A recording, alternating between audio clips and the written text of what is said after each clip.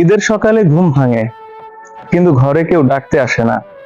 মা নেই, বাবা নেই, ভাই বোনের হাসি নেই। একা একা তৈরি হয়ে মসজিদে যাই।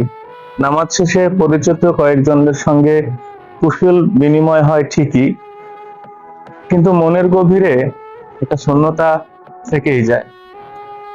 ভিডিও কলে পরিবারের হাসি দেখি, কিন্তু স্পর্শ করতে পারি না। মায়ের হাতের রান্নার স্বাদ কল্পনায় অনুভব করি, কিন্তু খেতে পারি না। সেই মুহূর্তে হাজার মাইলের দূরত্ব যেন পাহাড় সমান ভারী হয়ে ওঠে। প্রবাসে ঈদ মানে নিজেকে সান্ত্বনা দেয়া, এমনটাই হয়, অভ্যস্ত হয়ে যাও।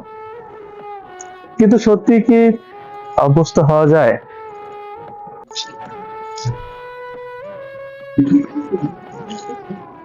তবু আমরা স্বপ্ন দেখি, একদিন হয়তো আবার পরিবারের সঙ্গে ঈদ করব, প্রিয়জনদের বুকে জড়িয়ে ধরবো, একসঙ্গে নামাজ পড়বো, হাসবো, আনন্দ করব।